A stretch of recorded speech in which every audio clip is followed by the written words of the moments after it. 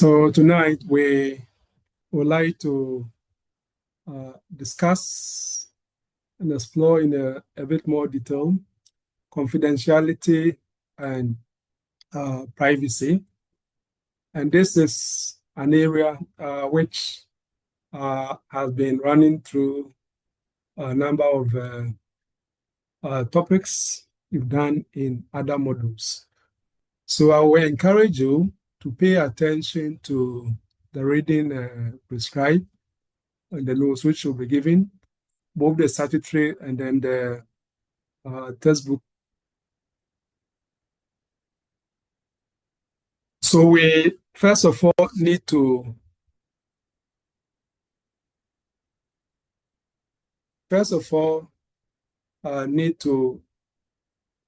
conceptualize confidentiality and privacy. First and foremost, with respect to confidentiality, we are referring to a relational duty which arises when information is imparted in confidence. And as we proceed with our discussion, you come to appreciate that the protection of information imparted in confidence is grounded in equity, like normal contractual arrangement, like where common law will come in, but in equity. And later on, you will notice that it's even been elevated to human rights protection, grounded in the Constitution and other human rights instruments. Now, privacy is the interest in controlling personal information, being free from unwanted exposure. So the interest you have not to be compelled to expose yourself or disclose information about yourself, all form part of your privacy rights, as it were. So the duty of confidentiality becomes a mechanism in healthcare law for protecting trust and privacy. So we will be discussing a couple of this. And you will notice that there are public health justification. So the fundamental and threshold question is that why should the law protect patient confidentiality? Why? And before we move on, there's an interesting observation which I made from the Evidence Act of Ghana. I'm referring to section 103 of the Evidence Act 1975, NRC 323. As you read section 103, you will notice that it protects the privilege which a person has not to or to prevent others from disclosing confidential communication between himself and physician or other persons participating in mental health or emotional related condition. I mean, their diagnosis and treatment. Now, if you read the commentary, which the Law Reform Commission in the 70s produced to accompany this legislation, with respect to section 103, which is the privilege in relation to information about mental treatment, the committee made an observation, and that observation has to do with the fact that, well, in the committee's view, it is not necessary to really protect confidentiality with respect to other health conditions, and that the health condition, which is a worthy candidate of privilege of confidential protection, has to do with mental health, mental treatment, and emotional treatment. And I just want to quote a portion of the commentary, and that will set the tone and for us to dissect and also explore the wisdom or lack thereof of the argument canvassed by the Law Reform Commission with respect to Section 103 of the Evidence Act. So I quote, "At the present time in Ghana, there is no patient-physician privilege, though the court has the discretion to permit a physician not to answer an offensive or otherwise inappropriate question. In England, the Law Reform Committee in its 16th report rejected a proposal to create any patient-physician privilege. There are, however, good policy reasons to support a privilege in this area limited to communications made for the purpose of diagnosis or treatment of a mental or emotional condition." Then the report continues. "Today, little, if any, social opprobrium is attached to any disease. Even venereal disease are not matters. Venereal disease are not matters which give rise to serious social disapproval. In fact, it seems almost unthinkable that any person faced with a venereal disease or any other disease will today refrain from consulting a doctor simply because his communication to his doctor might someday be revealed in court. Thus, there is no need for a privilege to protect communication to physicians about physical illness." So the takeaway from this portion of the report or the commentary by the Law Reform Commission in relation to Section 103 of the Evidence Act is to say that, well, there's no compelling case to give a statutory protection to disclosure or protection of information relating to physical illness. Now let's look at the part relating to mental health and the classification that they give in giving statutory protection. And mind you, we are talking about 1970s, 1975. Good. However, the situation is somewhat different. In the case of a person who faces mental or emotional problems, a social stigma is attached to mental illness in some Ghanaian communities. Madness in one's family may be grounds for annulling in marriage in some traditional communities. Even in urban Ghana, a person who has been committed to a mental hospital is liable to be socially discriminated against.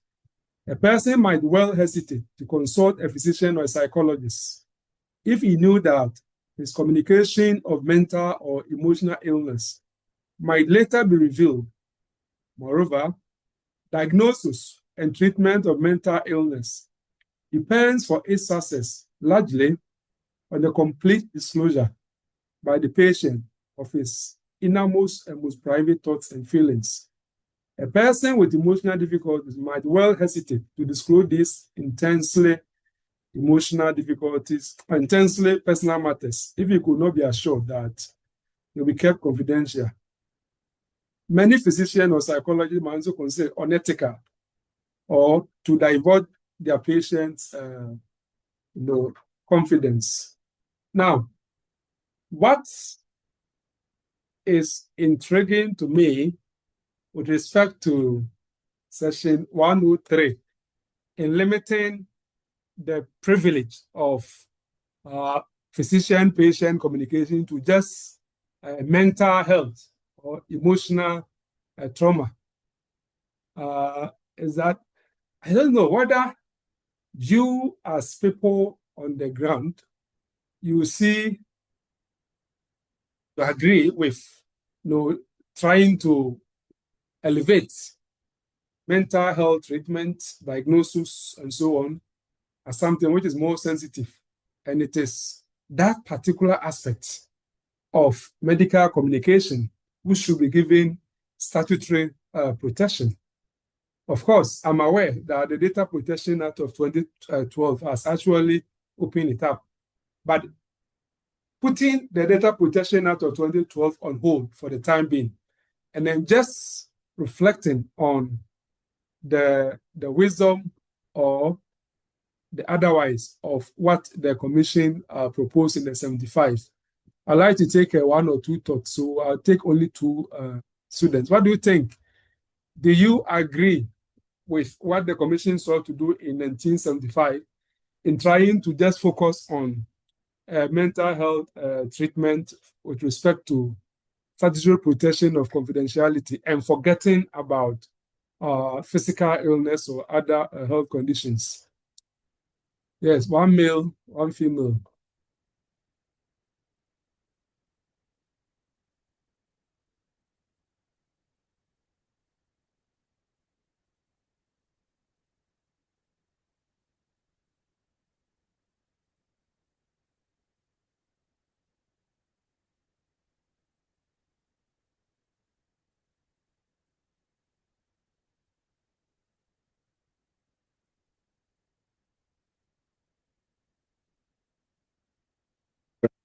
Continue, I'll come back to you later on. So, yeah, should raise up your hand when I say somebody should speak so that we can move fast. Yes, who is on? Go ahead. I want to actually comment. Oh, Becca, we don't have time tonight. So, Charles. All right, don't worry. Charles, let's hear you. Yes. Thank you. That the COVID-19 we had, initially when the disease broke, if anybody is identified, and for instance, you have a business, your business will suffer drastic effect because people will desert you. So in fact, premiums seems at the time to limit themselves to mental health, but there are conditions, especially the emerging diseases that come. And when people notice that you Right. seems to be silent on. I remember a Nigerian guy who had it and ran and hired himself and was picked up by the Upper West Regional Director of Health. His business is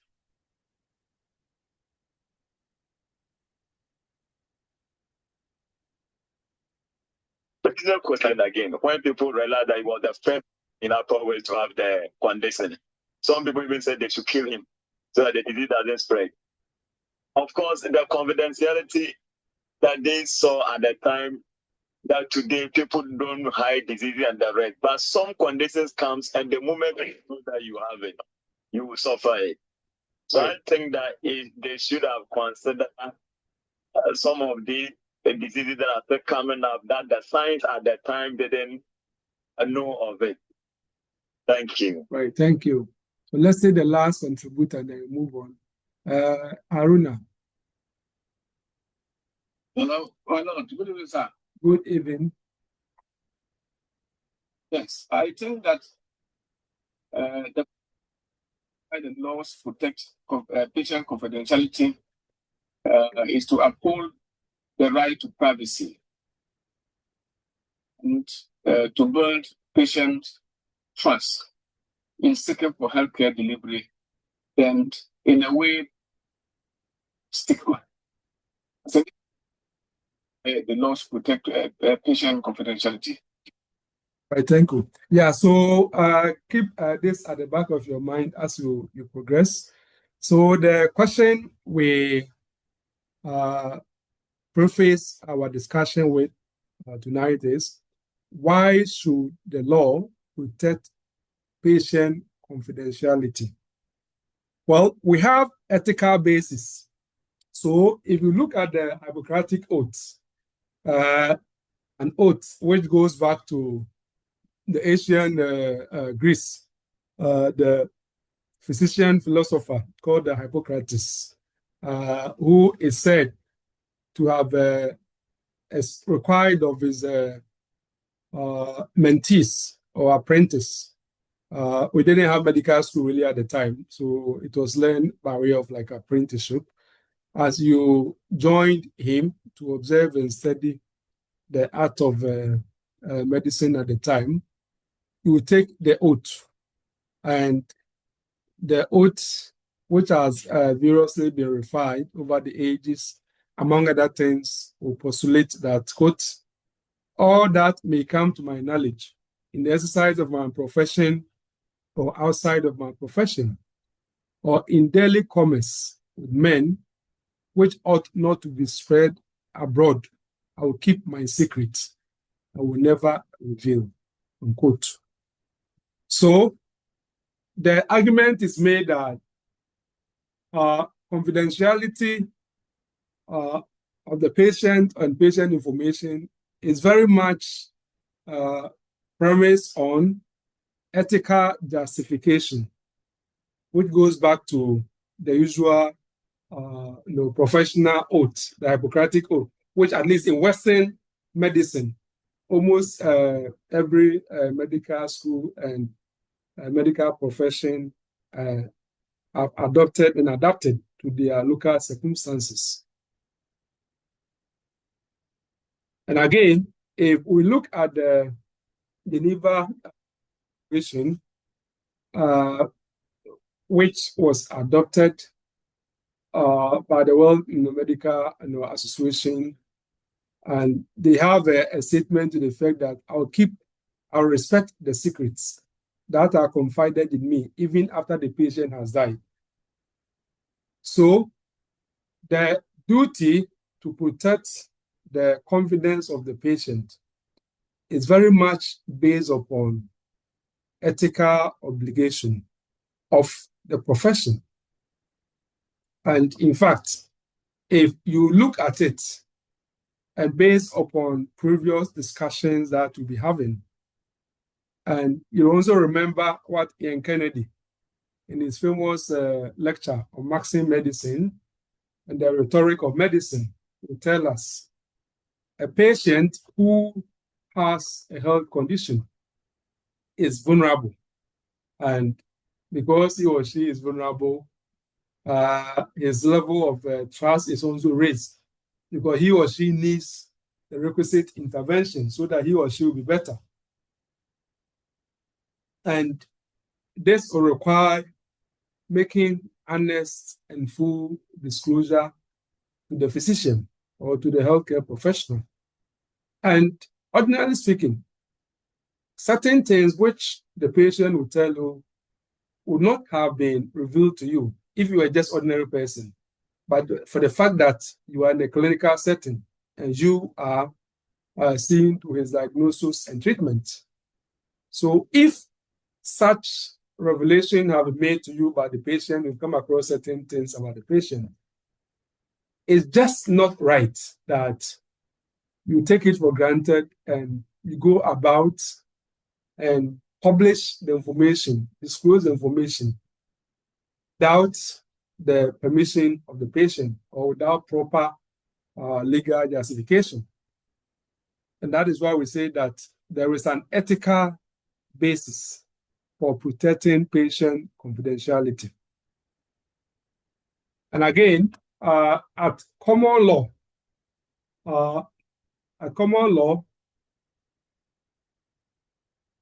confidentiality protection is not rooted primarily in contracts, but in equity. So as we see from Lord Denning's dictum in the case of Siaja against Copydesk Limited, 1967, 1 R923 at page 931, where Lord Denning, as master of the rules, then will say, quote, "The law on this subject does not depend on any implied contract, It depends on the broad principle of equity that he who has received information in confidence shall not take unfair advantage of it, must not make use of it to the prejudice of him who gave it without obtaining his consent. Unquote. So, if we look at how the master of the rules rendered it in Siaga against a Confidence Limited that I've just said, notice that the basis of confidentiality is really equity and not just ordinary contract. And what I quoted from Denning emphasizes conscience rather than agreement. It's not just there's an agreement between you and the patient that you shouldn't disclose, you shouldn't reveal, for which reason you must not disclose or reveal. But conscience itself, as you know, is about good or right conscience. Conscience itself requires that it's just not right. When someone has given you information or you've come across information about the person in a very, circumstances in which the person expects that his confidence will be kept, for you to go about making disclosures at will.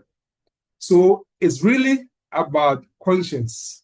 And again, what Lord Denning also stated in the Siaga case also emphasizes restraint rather than entitlement. So confidentiality is imposing a restraint, like a brake on you. Yes, you come across information, you've come across a very private, very intimate information about me. That is true, but the law says that you put a brake on you. You cannot just do anything you choose with the information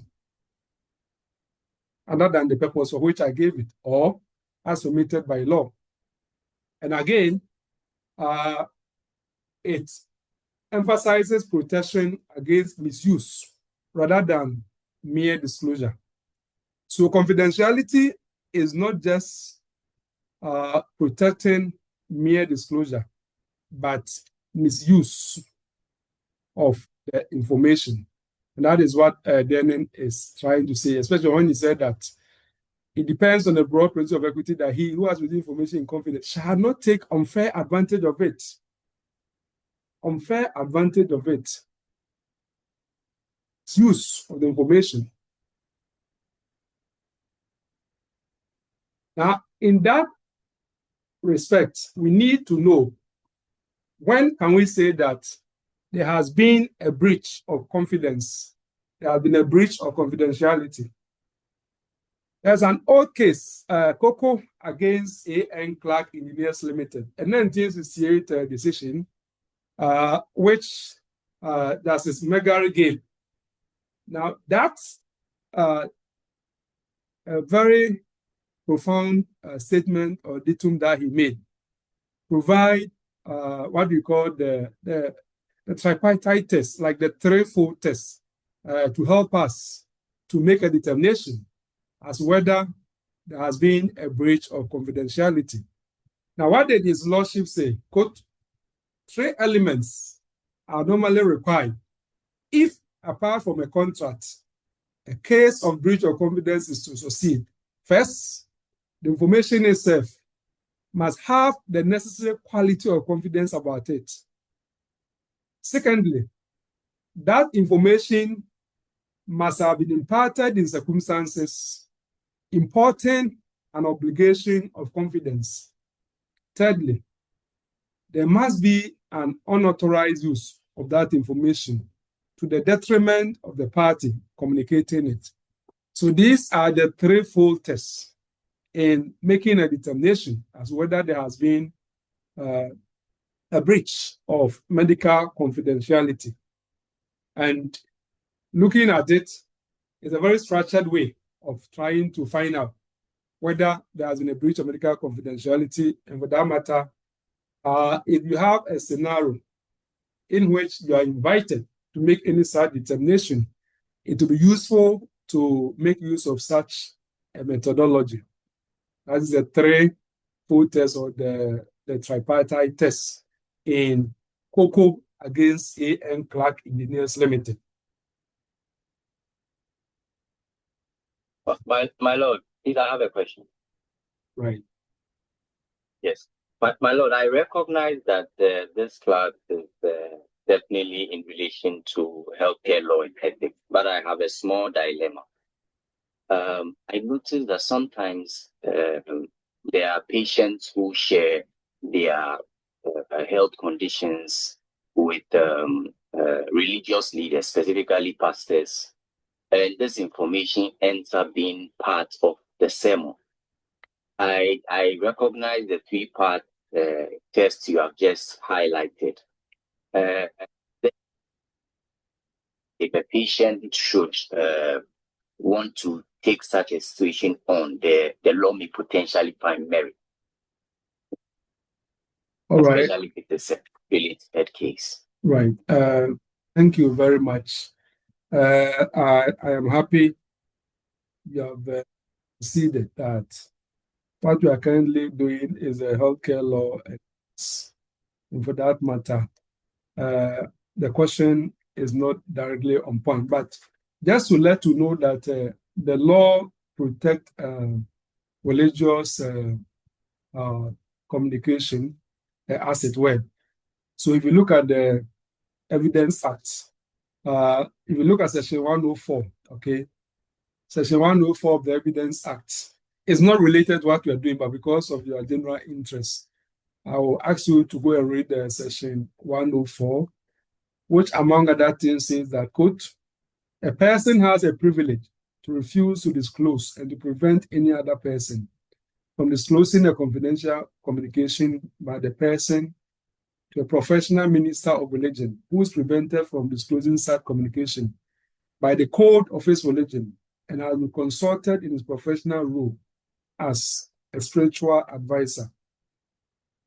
For purposes of this session, communication is confidential if made privately and not intended for further disclosure. The privilege under subsection 1 may be claimed by the person himself, the person's guardian, the person's representative, if the person is deceased, or the professional minister of the religion to whom the subsection applies. So it goes on and on, but you can read the whole section 104. So for example, you take churches where they have what we call the confession or spiritual direction. A religious follower goes to the pastor or the priest, and the person makes such a disclosure. Make confession or say things which ordinarily he or she will not tell anybody.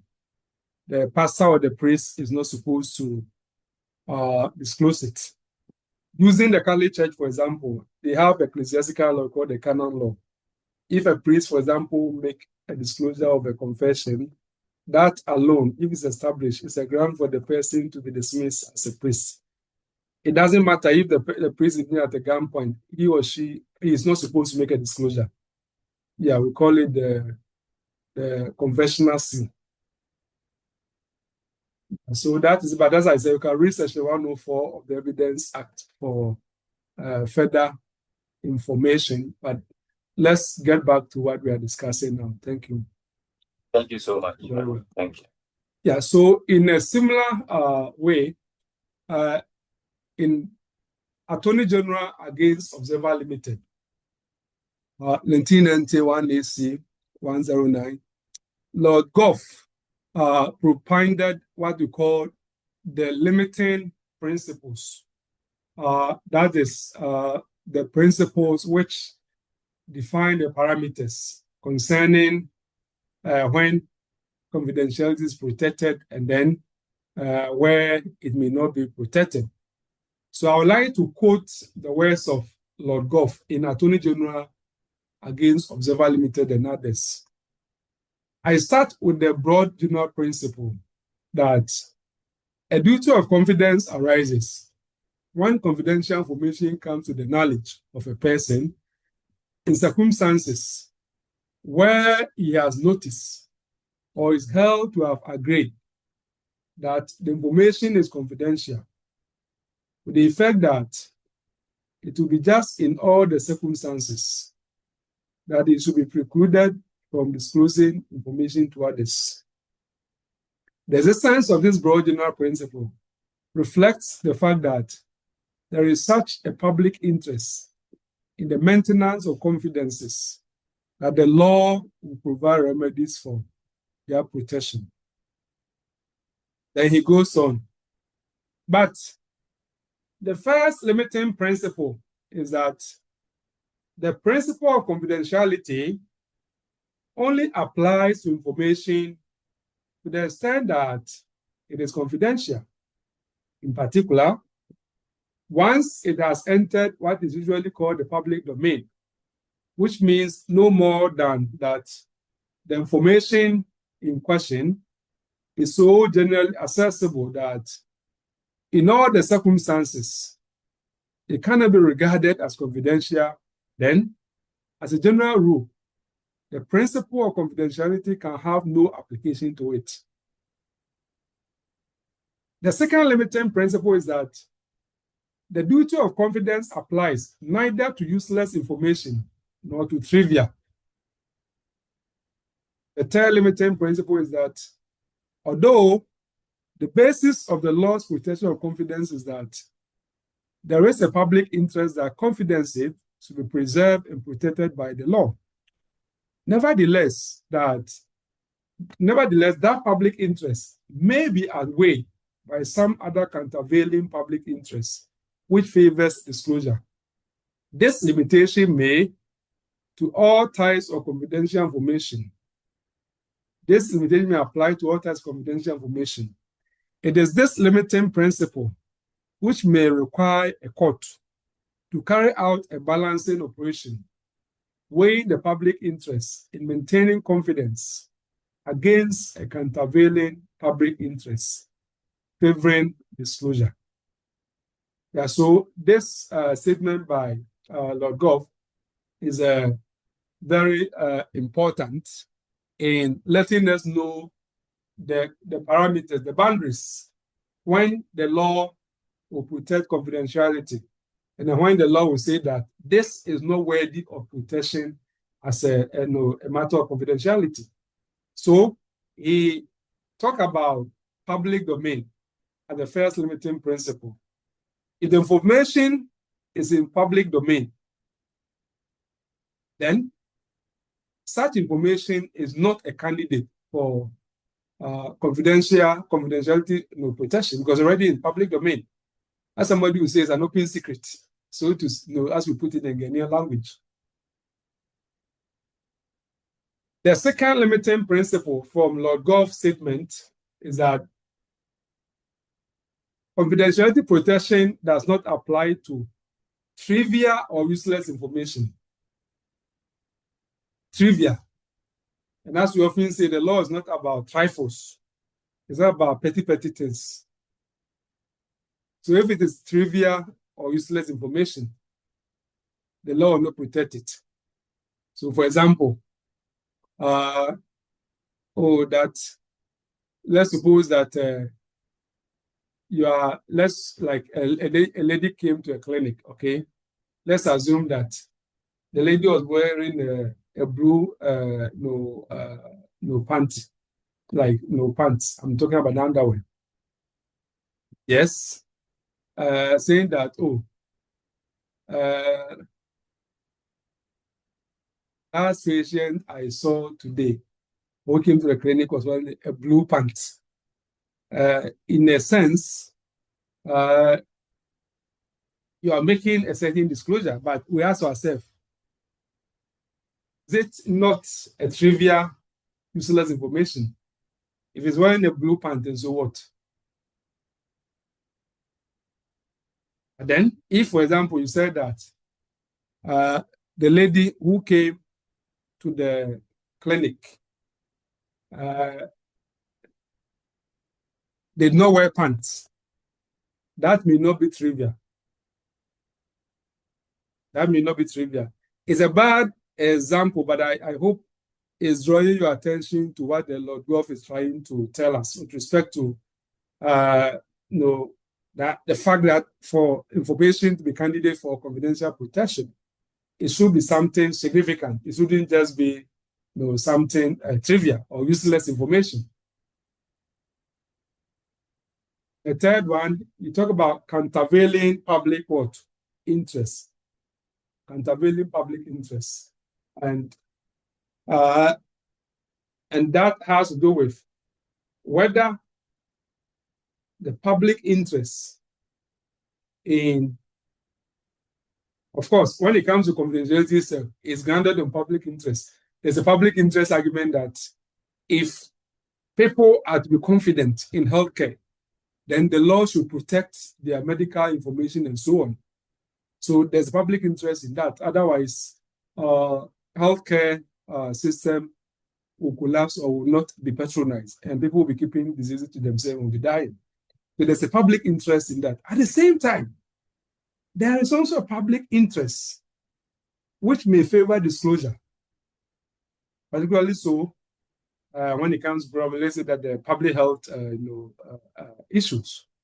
So you have competing public interests, some favoring protection of confidentiality and others favoring disclosure. So the court will have to carry out a balancing exercise and make a determination as to whether on a particular occasion the public interest which favors disclosure is, for example, sufficiently grave to supersede the public interest in maintaining confidence, as it were. So I think this is a useful principle you should always be guided by. So I have a number of scenarios which we'll be looking at, some on communicable diseases, and then the need to make a disclosure. We'll be looking at some of them in the course of this class. Now, if you look at the tests which Lord Gore and also Megary J.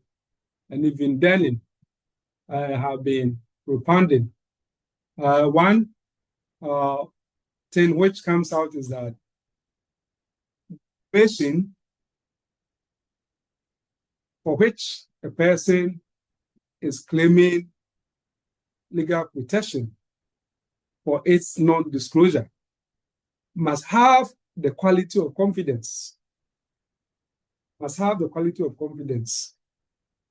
And for that matter, in the interesting case of R against Department of Health, ex parte source informatics, R against Department of Health, ex parte source informatics, 2001, Queen's Bench Division 424, a case decided by the English Court of Appeal.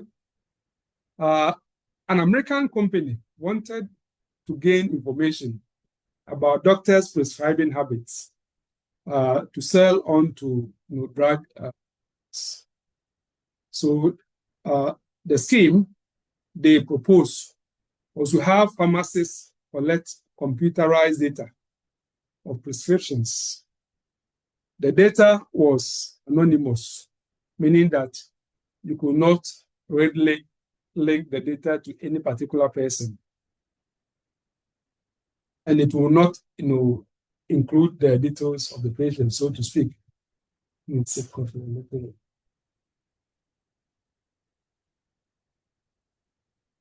Department of Health issued a policy document stating that this will involve a breach of confidentiality. And for that matter, it should not be pursued.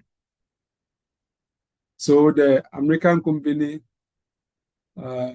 disagreed, and they saw that as a threat to their business strategy. So they mounted an action challenging what the Department of Health has sought to do, that is to block it. And they wanted the court to show certiorari to quash the policy. appeal. So they appeal to the Court of Appeal, and they succeeded at the Court of Appeal as the Court of Appeal allowed appeal or upheld appeal. And the concern was to protect the confider's personal privacy. That the patient had no proprietary claim, the prescription form, or to the information contained. So look at it. So the court was trying to say that if you look at the scheme they are using, it doesn't give details about the patient. So if it doesn't give details about you, in that case, your personal confidence has not been breached because your identity has not been disclosed. If you cannot link my identity, or if you cannot link me to a particular information, well, I don't suffer any reputational and privacy damage. But then if I can be associated clearly with it, then I suffer some reputational risk or damage, for which reason the law should protect me. So the takeaway from ex parte source informatics was that in a case involving personal confidence, the confidence was not breached where the confider's identity was protected. So where there is a withholding, so where there has been anonymization, you've done redaction so that we are not able to link the particular patient or patients with information we have to the information, then personal confidence cannot be said to have been broken. Another principle we noted earlier on is that the information, which is a candidate seeking protection for confidentiality, should have been given in confidential circumstances. How the information was given, how it was extracted, or how it was obtained, can it be said that it was in confidential circumstances? And that is why in Hunter against Mann, in 1974, KOB 767 and 772, that says, Borham, who made the point, and I quote, in common with other professional men, for instance, a priest, the doctor is under duty not to disclose, without the consent of his patient, information which he, the doctor, has gained in his professional capacity, save in very exceptional circumstances. So if you look like the previous questioner who wanted to find out whether a priest or pastor could actually reveal or divulge information from the church member, you notice that we cited Section 104 of the Evidence Act as protecting the privilege related to religious advice. That same point has been echoed in the dictum of Borham J, as you saw in Hunter and Mann, that just like a priest, a doctor is under duty not to disclose without the consent of the patient information which he, the doctor, has gained in his professional capacity. So look at it. We said that the information to be obtained in confidential circumstances. So how did the doctor came by the information? The doctor came by the information because of his professional role. I'll give you a typical example. Let's suppose that a patient comes to a clinic, regardless of the status of the patient, whether is the king, is the president, is the CEO, is the cleaner, is the Miss Ghana, the most beautiful person, or whatever, or the most ugliest person. You are going to have access to the person's person or body. And not only that, to a whole lot of information about the person.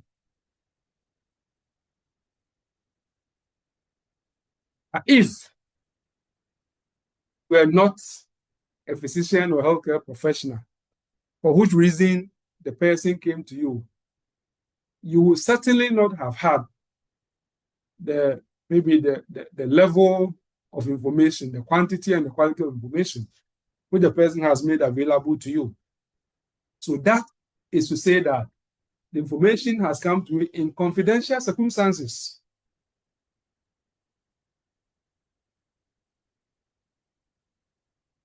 Again, so if you look at what Lord Gough told us again, that a duty of confidence arises where confidential information comes to the knowledge of a person, the confidant, in circumstances where he has noticed or is held to have agreed that the information is confidential, with the effect that it will be just in all the circumstances that he should be precluded from disclosing the information to others.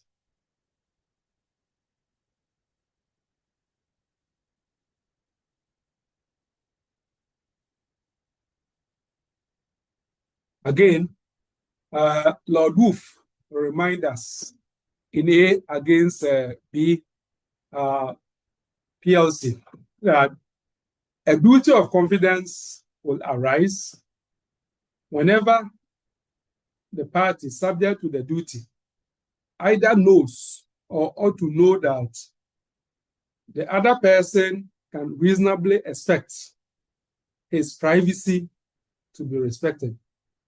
So Lord Wolf is providing dual tests of objectivity and subjectivity.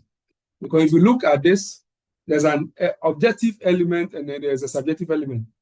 That is to say that the person to have the duty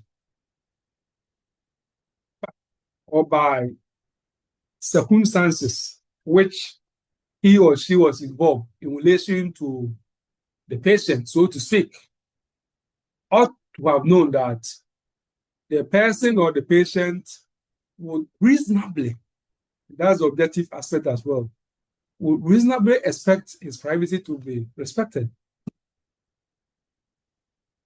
So, the patient comes to the doctor will be doing all the diagnosis and say that, oh, the patient, okay, Madam Doctor, I remember 6 months ago, I had unprotected sex with a person which I suspect has HIV because I saw a certain drug in her bag after we have had our without protection. And that drug is usually taken by HIV patients. So here, the person has made a certain disclosure. And the way that she made the disclosure suggests that he or she reasonably expects his privacy to be respected. Now we ask the question, is confidentiality really important in health contexts? Is it really important? Is it really necessary in health contexts? Yes. Can we take one or two contributions? You have to be direct so that you don't waste too much time and can finish. Yes. Is confidentiality really important in health contexts? Anybody? Lord, can you explain? Confidentiality is important in the context of health. Because if you look at the ethical principle, confidentiality is there. And looking at the operation of the health fraternity, you would have realized that it relies largely on trust and honesty. And so if the patient comes and shares very vital and confidential information with you, and it finds its way in the public domain, that the public uses the information to, as it stigmatize or badmouth the the patient.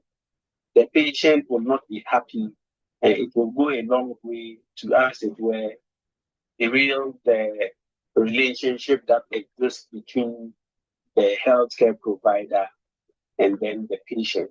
And so, based on this, I think it's very important in the healthcare. Thank you.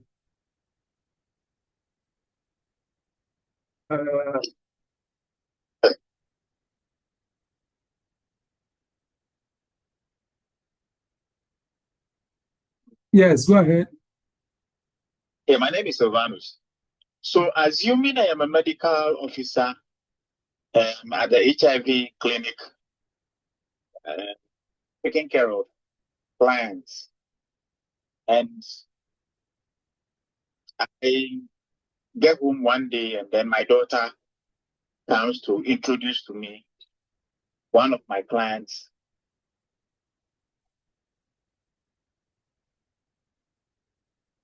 They are intending to get married, but the client was not in my presence when he tells me this. Will I be wrong?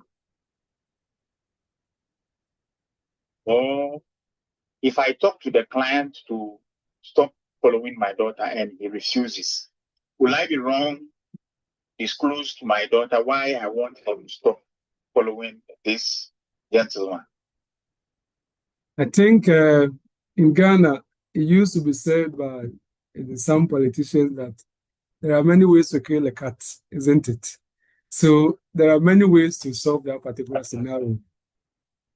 You may not have to tell your data direct, but you can require that they do full medical screening to check compatibility and some other things, so that they themselves will know. And so once she's going to do that, I'm sure it will come up, and they themselves will take it from there.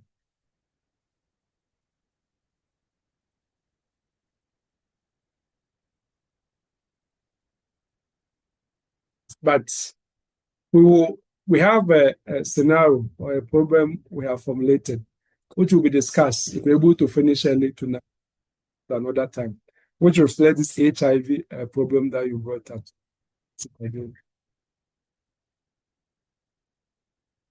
So we asked a question whether confidentiality is really important in health context. And our friend said yes.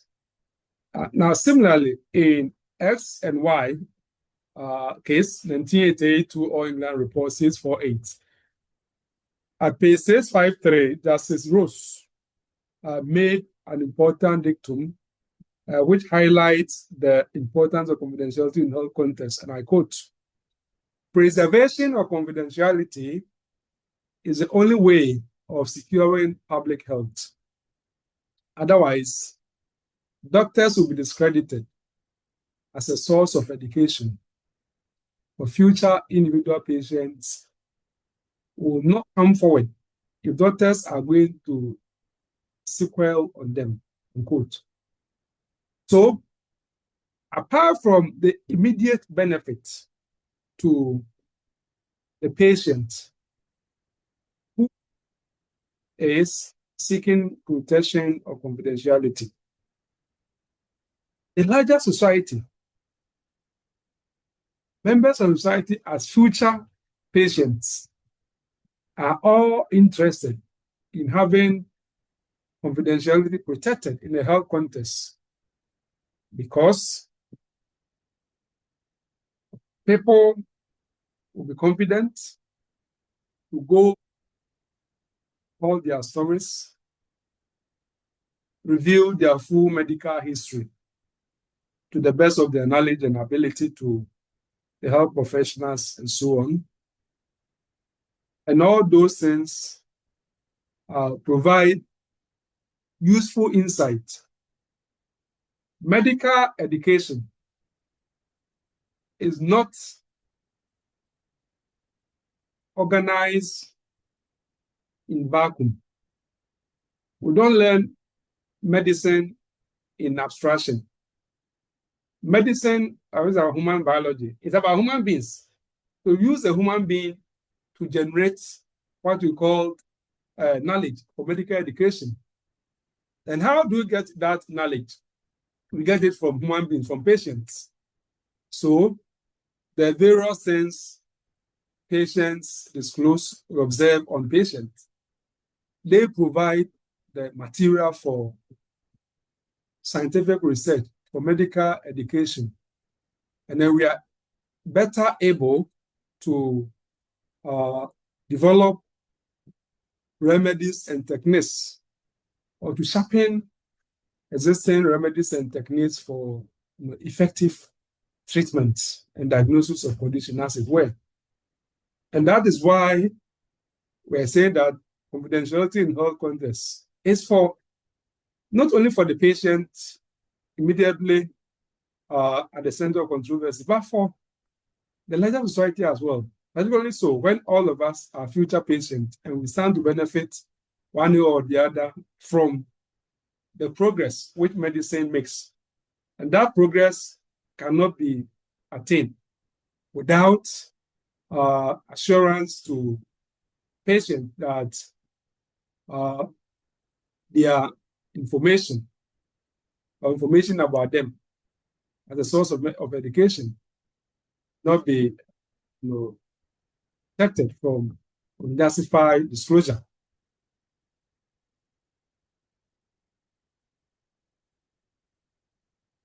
Again, Lord Wolf remind us in Ashworth Hospital Authority, against MGL Limited, a 2002 decision of the House of Lords, that, quote, it is part of the agreed fast that leaks to the press have a detrimental effect on security, treatment of patients and staff morale, because they may inhibit proper recording of information about patients, may deter patients from providing information about themselves, may damage the patient-doctor relationship, which rests on trust, may lead to assaults by patients on the patient about whom information is what is disclosed, may create an atmosphere of distrust among staff, which is detrimental to efficient and cooperative work, and give rise to fear of future and potentially more damaging leaks. So, Lord Wolf would not have put it in a better way than he did in Ashworth Hospital Authority against MDL Limited, giving us all the good reasons why it's absolutely important to have confidentiality in the world, in health context. So many things, even patients, if confidentiality is so protected, look at the example that our friend gave. Assuming somebody is your friend, maybe like your sexual partners or something, and the person is diagnosed as HIV, and it was then disclosed to the other person in a very casual way. The other person gets angry and straight away go and attack the person that he or she might have slept with. Just imagine that. Or if it's not protected, look at even like the health workers. There'll be a tension over there.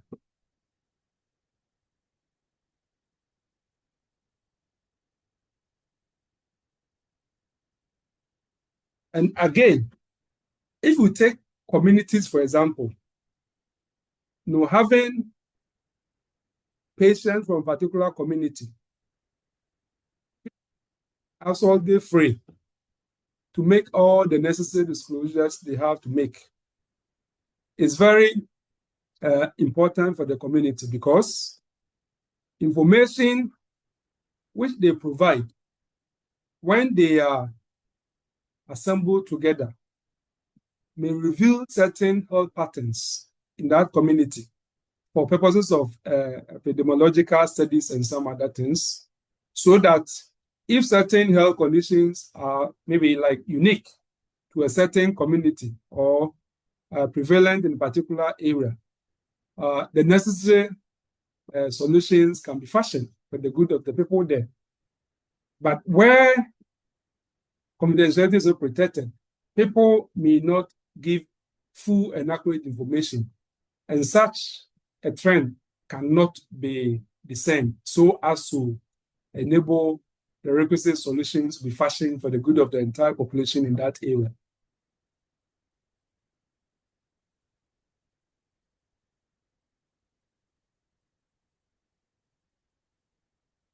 And in the actual case, Lord Phillips, who was part of the panel appeal before it got to the House of Lords, and they rely on the statement by the High Court Judge, Justice Roger, who handled the matter and quoted him as follows. It is well settled that there is an abiding obligation of confidentiality as between doctor and patient. And in my view, when the patient enters a hospital for treatment, whether he be a model citizen or a MEDRA, he is entitled to be confident that details about his condition and treatment remain between himself and those who treat him, unquote. So that is quite profound, that regardless of the social standing or tag on the patient within the clinical setting, or she is still entitled to protection of confidentiality as a general rule. I cannot say that, this person is serving 20-year imprisonment in Sawam medium security and has been brought here for treatment. And because he's already a prisoner, let us post every information we have observed about him in a clinical setting. No, the person is still entitled to confidentiality. Now, the other question is, should detriment be proved for breach of confidentiality? In other words, is it enough for a person to say that there was a disclosure of information about me, information I have given in circumstances which I expect my confidence to be kept?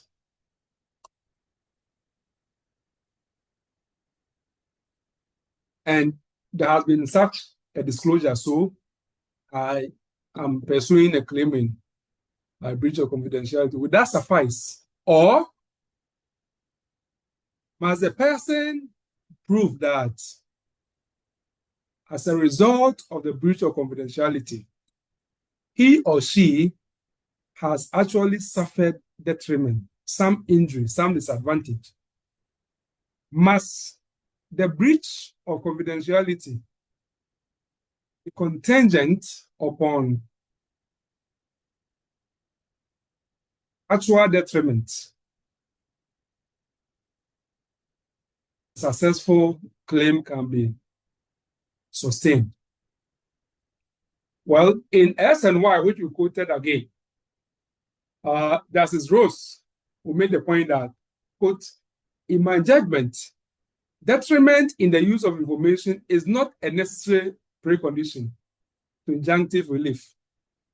Do you agree? Do you agree that like we are healthcare law and ethics people, so let's limit ourselves to that. Do you agree that a patient whose medical information or data has been disclosed should be able to get a remedy without necessarily proving that as a result of the disclosure of the information, he has suffered some injury or some disadvantage? Should that not be necessary? What do you think? Let me take two students.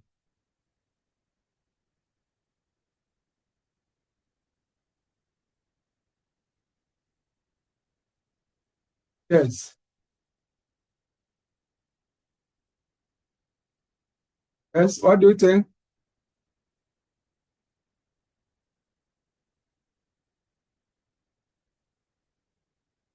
Yes. My Lord, respectful for me, it should be actionable per se.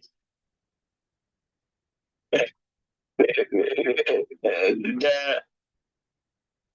man shouldn't require to prove decrement or damage before he can succeed. Why? That's how I stated that it should be actionable per se, in the sense that the detriment may be difficult to prove. And sometimes it may be at large. For instance, somebody who was, dating to marry, like the example my brother used, suffered, loss of that relationship. But the man may give a very flimsy excuse, or the woman may give a very flimsy excuse that he might not know. That is because of disclosure of her HIV status or detriment before one can succeed. And so, to my mind, it should be actionable per se, without proof of injury. Yes, thank you. Yes, any other one more, and then move on. Yes, I also think that it should be actionable without proof of right. And once you violate that, you can sue for damages or for compensation without necessarily proving that you suffered a loss because of that violation. That's what I also think. Right, thank you. What's the name of the one who just spoke? Elizabeth. Oh, Elizabeth. Elizabeth Fodder. All right, thank you. Right.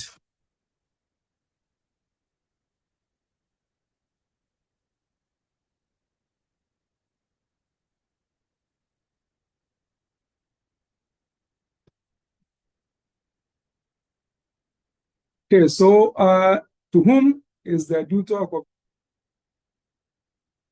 Is it to the patient? Information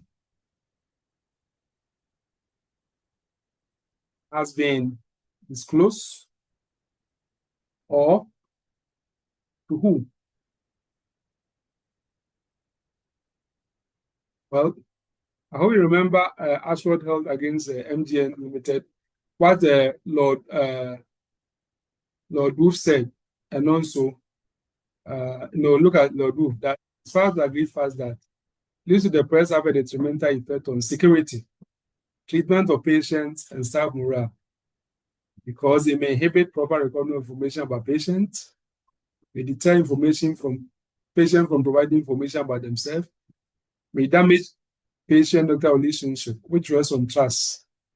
It may lead to assault by patient on the patient about whom information they disclose. They create an atmosphere of distrust among staff, which is detrimental to efficient and cooperative work, and give rise to fear, future, and potentially more damaging leaks. So we see the persons who are entitled to the duty of confidentiality, because the primary person is certainly the person whose information is at stake. And if beyond the patient, others may also have a right, it will be some kind of like a derivative right, so to speak. Now, if we look at our own Mental Health Act, which we have been discussing in the mental health class, you notice that there has been some significant progress with respect to giving statutory protection to confidential rights of individuals with mental disorders.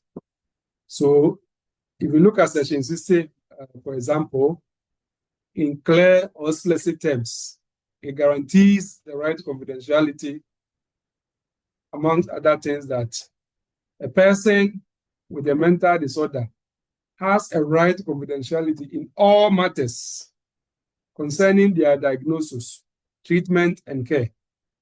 And as you remember, in section 103 of the Evidence Act, the same protection has been given as far back as 1975. Again, disclosure of information under the Mental Health Act, particularly section 60, is permitted only under certain conditions. There must be written consent, as it were. So either the individual or the individual's legally authorized representative, particularly so where the individual lacks capacity, must provide explicit written consent for release of the information. Also, disclosure may be mandated where it is required by law or where it is necessary to prevent imminent harm to others or the individual.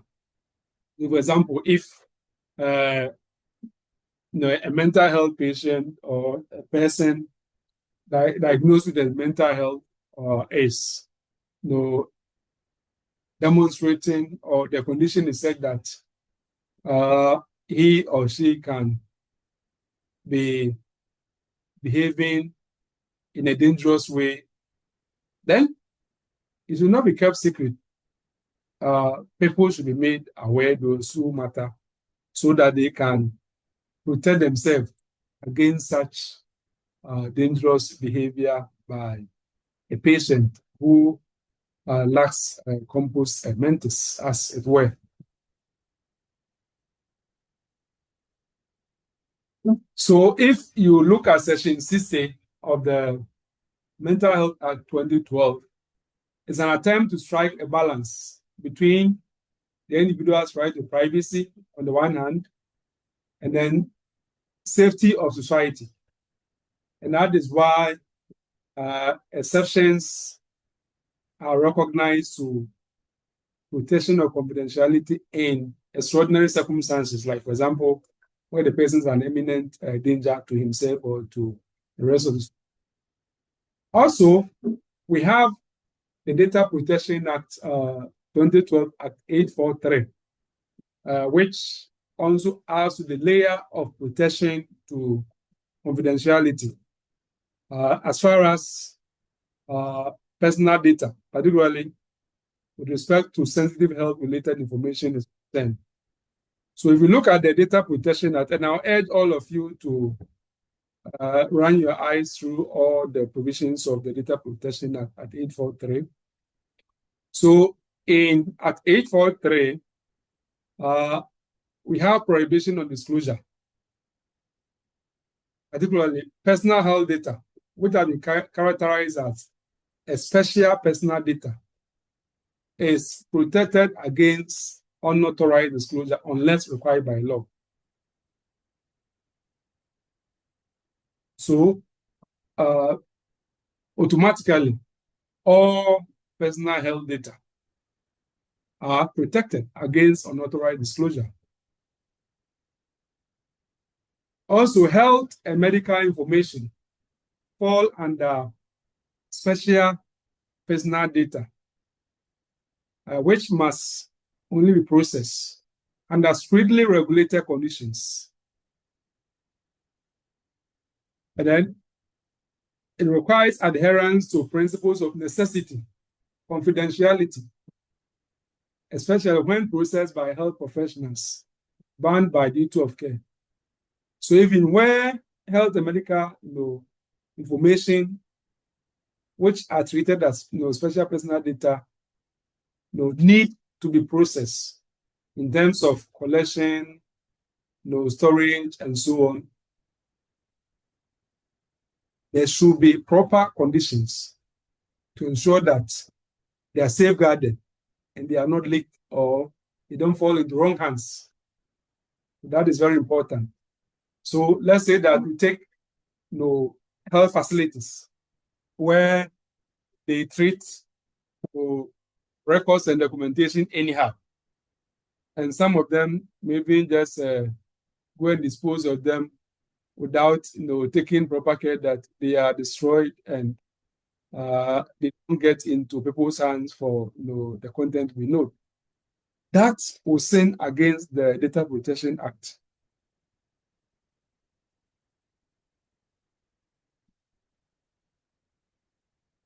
But processing of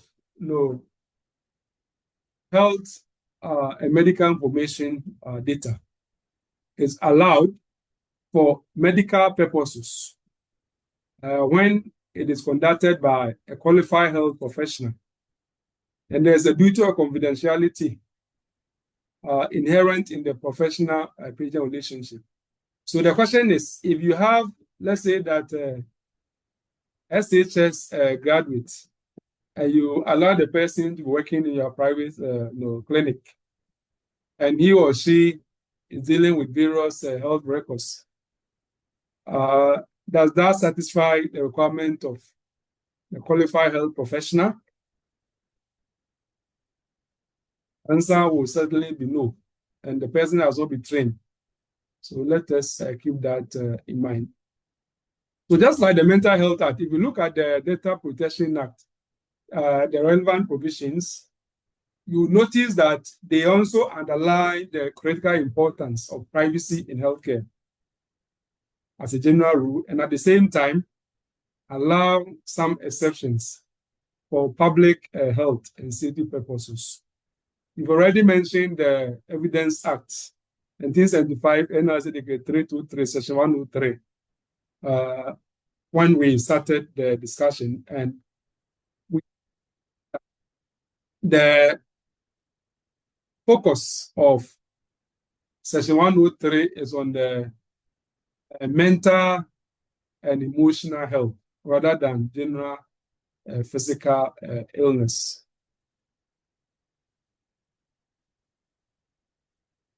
Again, we have the Public Health Act 2012 at 851, which also incorporates principles of confidentiality, privacy, through the adoption of the patient's charter. As you remember, the C schedule, if you look at section 167 of the Act 851, the patient charter have been incorporated. And if you look at the schedule, the patient charter, we have the protection of the right to privacy and confidentiality. So it is stated essentially that patients have the right to privacy during consultation, examination, and treatments. And here, we have a problem with some facilities, particularly those who went to, is it the Ridge Hospital or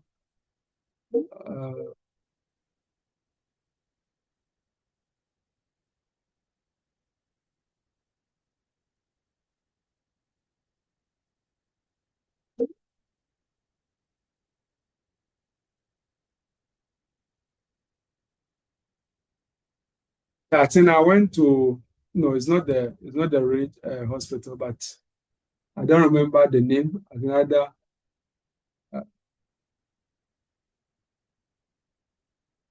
I think the hospital at somewhere in Osu. I don't remember the name. I had to visit someone who had gone to the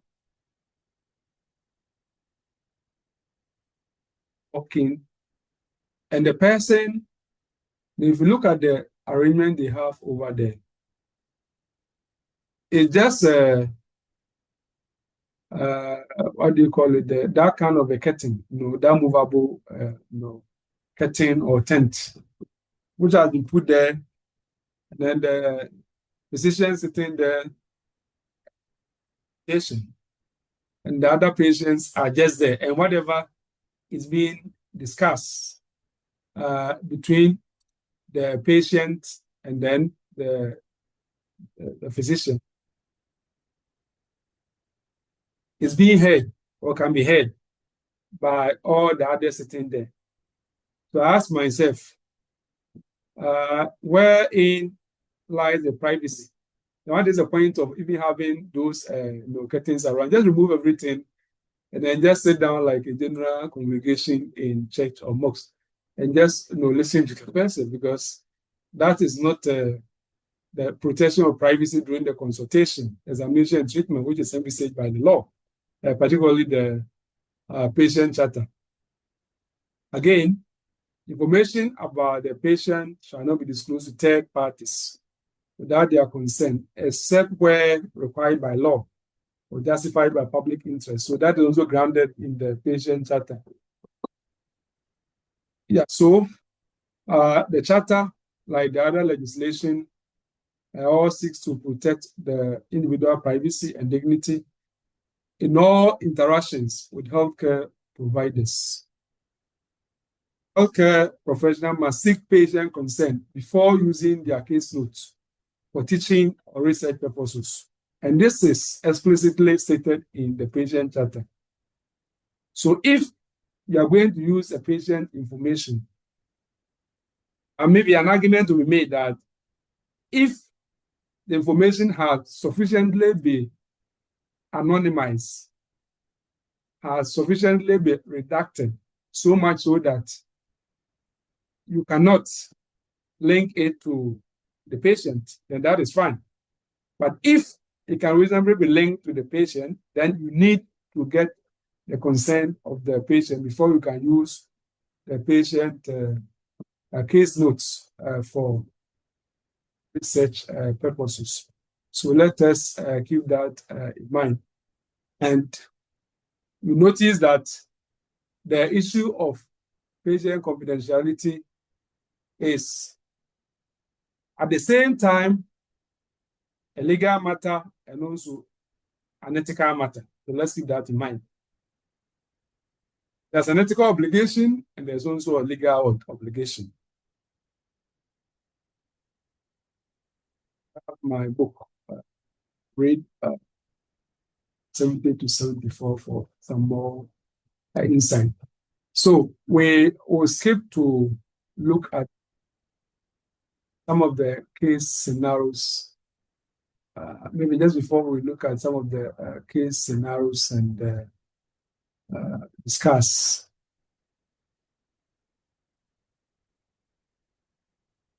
There is an article by Sunderland on freedom of the press and the confidentiality of it, which was published in the Medical Law Review in 2007.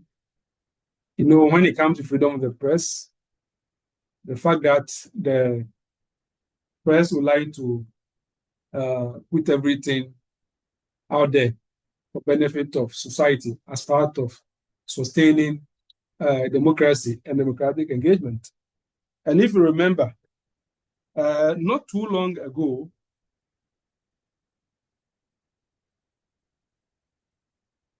here in Ghana,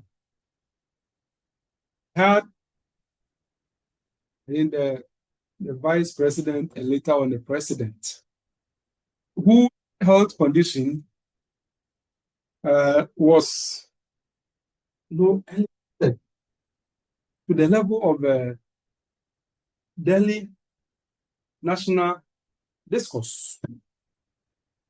Media spaces, people are always talking about them. People are pushing that, yes, let's have the full medical report.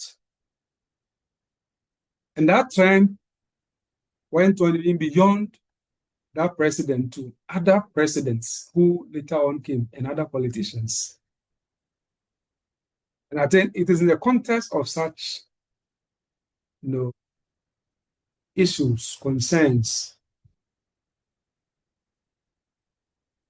which serve a similar backdrop for the article in the Sunderland crafted and published in the Medical Law Review, freedom of the press and confidentiality of the medical records. So we'll look at the summary of this article. Now, before we look at what Sunderland actually sought to discuss, we raise questions. First and foremost, are medical records merely another form of private information? What do I mean? If I maybe tell you about what I'm doing in my life, business, property, and so on, that's a private information, isn't it? Or marriage, relationship, children, and so on. These are all private information. Is medical information, medical records, is it just another form of private information? Or it is not just another form of private information, but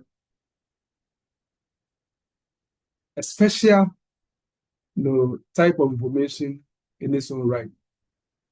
So keep that in mind. I will just come back to you to take few thoughts before we continue. Then 2, does freedom of press justify access to medical records in the absence of wrongdoing?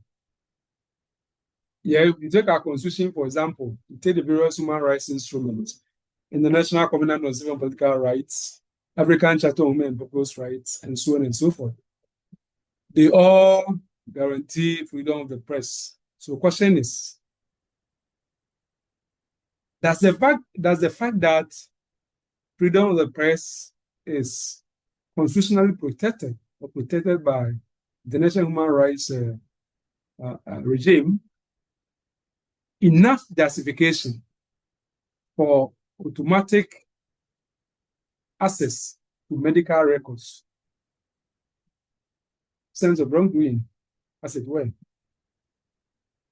Or can you just go and do a story about me or another person and give a whole publication about details of my medical records without my permission, without any lawful justification, quite apart from the fact that you say you're a journalist and that the Constitution protects freedom of the press?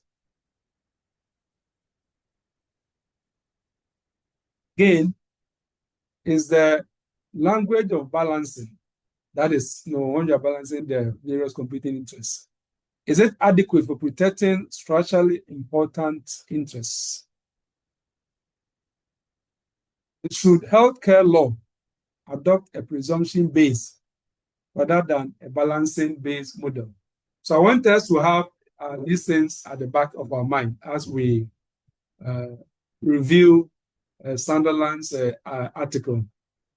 So the central thesis of Sunderland's article is that he interrogates the relationship between press freedom and medical confidentiality, and seek to highlight cases in which the media seek access to or publication of medical records. And I've already told you a similar thing we've had in our own country, Ghana. And the author's central concern is that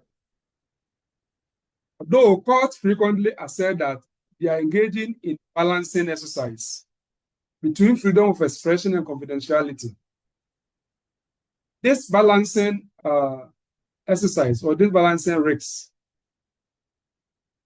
underlies the distinctive nature of medical records. In other words, the author takes the view that the approach which the courts are using, or the rhetoric of the practice of the court, when confronted with a seeming clash between freedom of expression, such as press, publication, and so on and so forth, and then the protection of confidentiality, that what the court has been doing, that they need to weigh and make the necessary determination.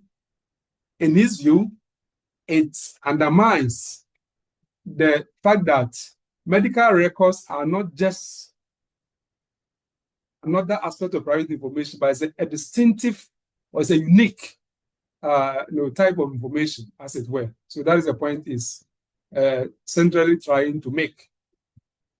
So his core thesis then is that medical confidentiality is not merely one privacy interest among many, but a structural and institutional condition of healthcare itself.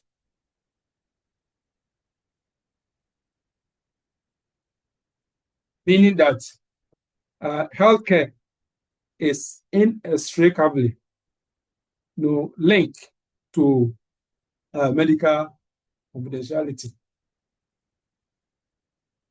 And if that is the case, then Sunderland makes the argument that it is not right to treat medical confidentiality on the same pedestal with other private information, especially when we are dealing with press freedom. Press freedom in so many other areas can, and I even mentioned the concept we call defamation in thought, and we are told that truth is absolute defense to defamation, to false, allegation of false publication about another person. But that is problematic, and that is why there is some attraction in the observation that Sunderland is making. Yes, if, for example, somebody has a particular health condition and so on, that may be true. So therefore, if we just reduce the health information on the same level like any other information, and assuming we decided to, maybe there's the publication of it, and you decided to sue the one who published the information to third parties, you may not succeed in defamation action, because if the person can prove that it is true, then your action will collapse. But is that enough? If that were to be the case, are we not going to lose the other important benefits associated with protection of medical confidentiality? Particularly so, when we have already seen that protecting medical confidentiality is not just for the benefit of the patient only, but even for the larger society, because it enables people to feel confident that when they come out, whatever is obtained from them in the clinical setting, whatever is told by them in the clinical setting, are all going to be safeguarded. It will enable people to feel free and come out. And then information made so available is going to feed into medical research, medical education, medical knowledge, and ultimately for the good of society, as it will enable remedies to be improved and solutions fashioned to new health conditions.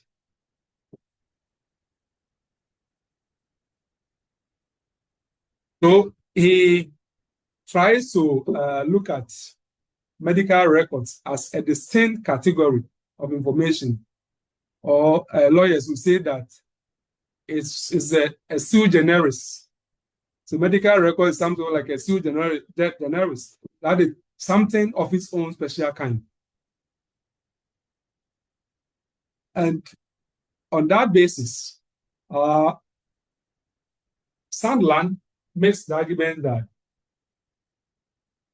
qualitatively, in terms of nature, in terms of essence or substance, medical records are completely different from other forms of private or confidential information.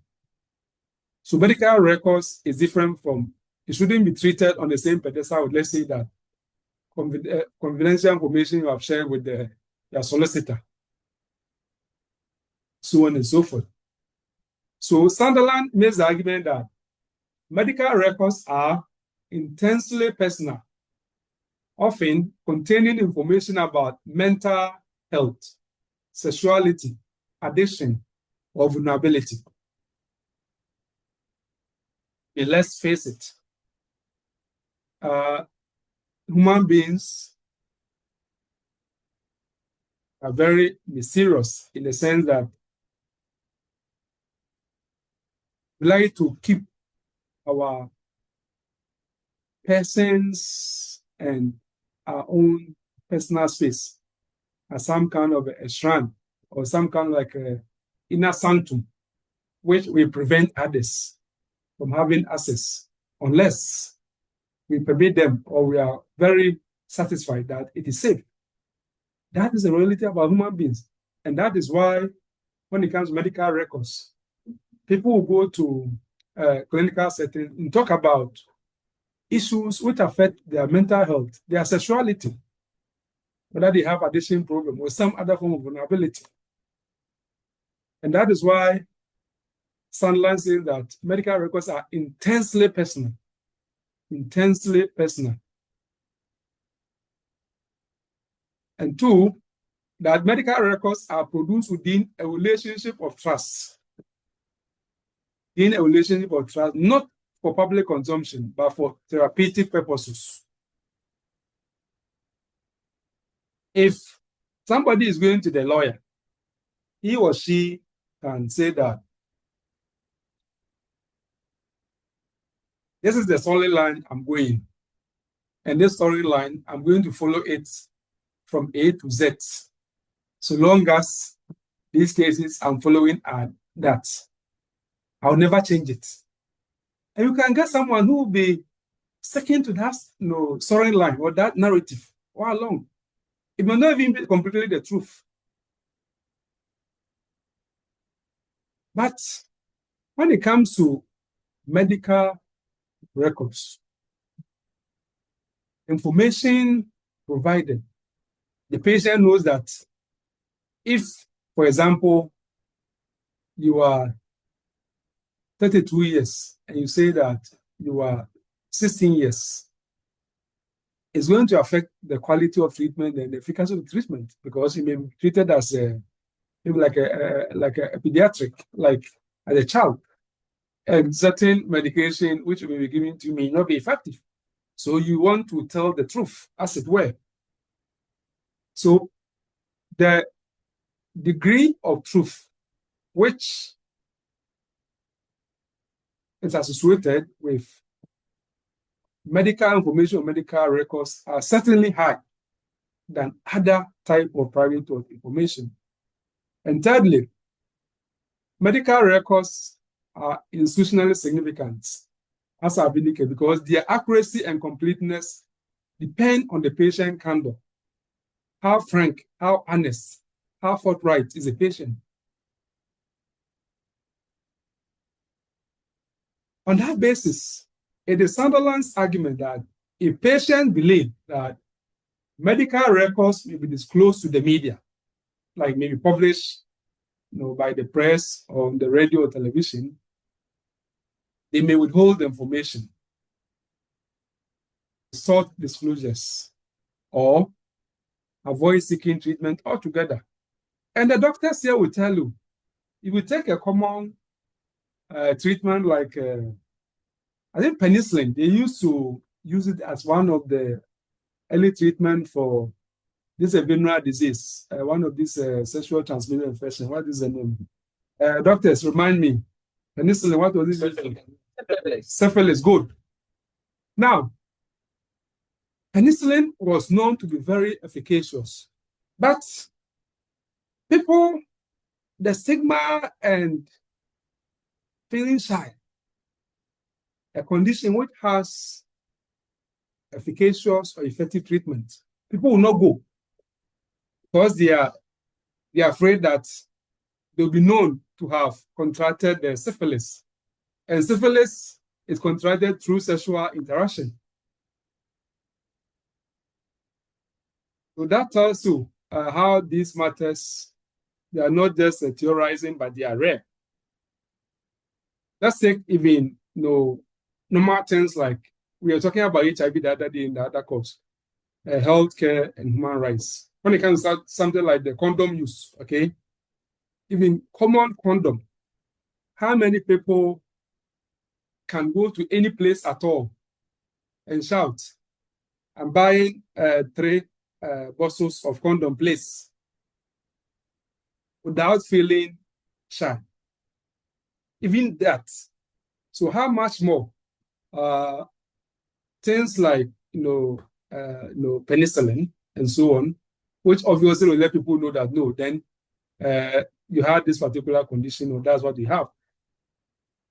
And they will be discouraged from seeking medical treatment altogether.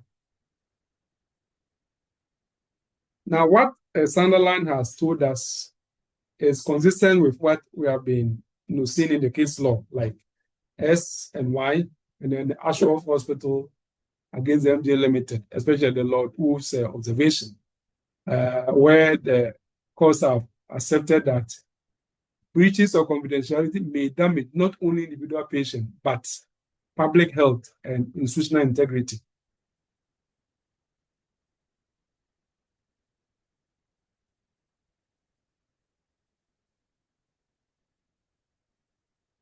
Now, Sunderland makes the point that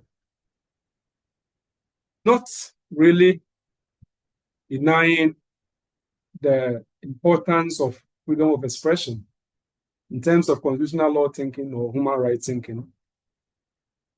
And he acknowledges that, yes, the press plays a vital role in exposing wrongdoing. That is true. Informing public debates and holding institutions to account. There's no doubt about that. But his core argument is that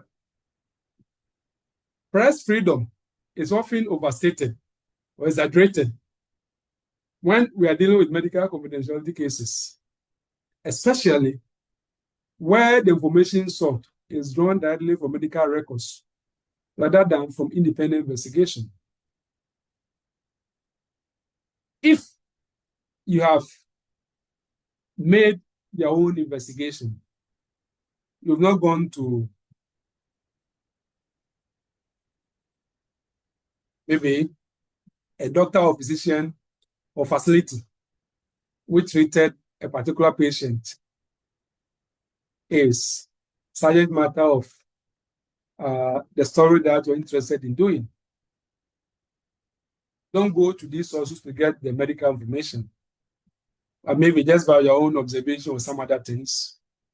That is different. In that case, if the person decides to fight you, maybe through defamation suit, libel suit, and so on, that is different. But where the source of information is the medical records, then that is problematic. And that is why Sunderland draw distinction between about health issues or institution, which is quite good, and then publishing the contents of medical records, which directly undermine therapeutic relationship. If you are reporting about health issues or institutions, that is fine.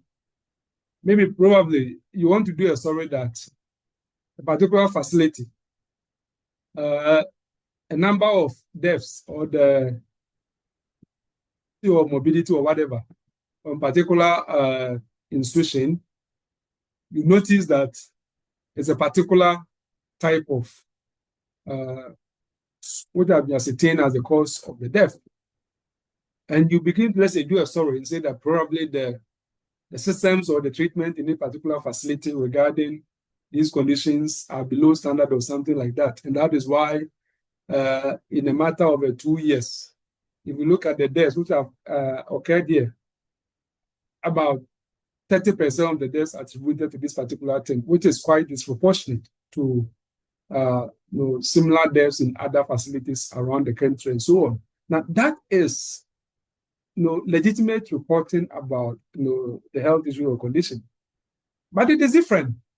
If you went to that particular hospital and you decided to publish the names of patients who have died from that and so on from the records over there, that way you'll be undermining the therapeutic relationship. And that is not what should be entertained. And that is the argument of a Sunderland. We will draw the curtain here and then continue in the next class.